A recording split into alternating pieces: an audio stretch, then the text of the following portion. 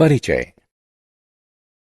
स्मिता अपने दोस्तों के साथ खेलते समय एक चमकीले लाल रंग का पंख देखती है।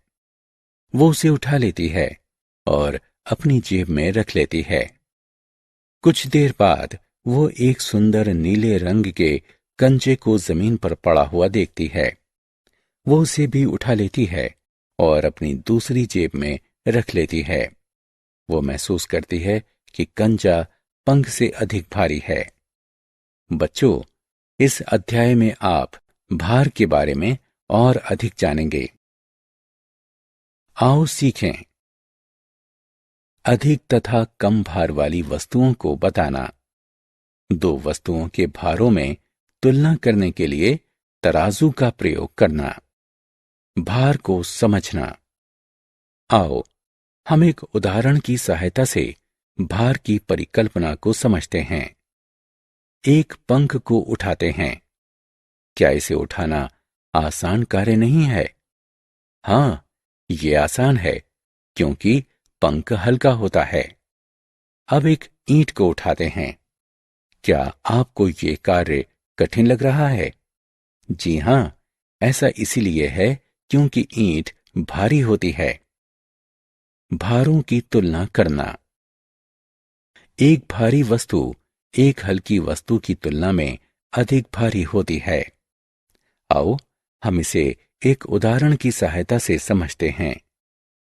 एक तरफ एक पानी से भरा हुआ गिलास लेते हैं और वहीं दूसरी तरफ एक पानी से भरा हुआ मग लेते हैं। अब दोनों को उठाने का प्रयास करते हैं। आपको क्या लगता है कि किसे उठाना अधिक आसान है? जी हां, बिल्कुल सही। पानी से भरा हुआ गिलास ही उठाना अधिक आसान है क्योंकि ये पानी से भरे मग से अधिक हल्का है। इस प्रकार से हम कह सकते हैं कि जिन वस्तुओं को आसानी से उठाया जाता है वे कठिनाई से उठाई जाने वाली वस्तुओं की अपेक्षा अधिक हल्की होती हैं। आओ खेलें। वाक्य पूरा करने के लिए सही विकल्प को उठाकर रिक्त स्थानों की पूर्ति करें। तराजू की सहायता से तुलना करना।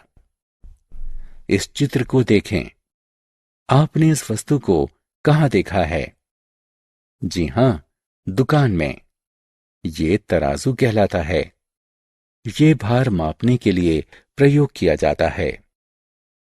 एक सेब बेचने वाला दुकानदार तराजू के एक पलड़े में सेब तथा दूसरे पलड़े में भार रखकर सेब का भार मापता है।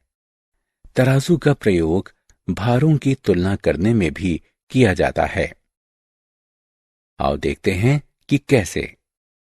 तराजू के एक पलड़े में खीरा तथा दूसरे पलड़े में तरबूज रखते हैं। तरबूज वाला पलड़ा नीचे झुक जाता है। इसका अर्थ है कि तरबूज खीरे से अधिक भारी है। हमने क्या चर्चा की? कुछ वस्तुएं भारी होती हैं जबकि कुछ अन्य वस्तुएं हल्की होती हैं।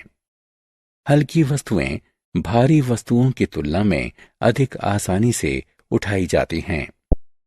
हम दो वस्तुओं के भारों की तुलना करने के लिए तराजू का प्रयोग कर सकते हैं। Thank you for watching. Subscribe for more fun lessons. Happy studying. Check the description for the notes.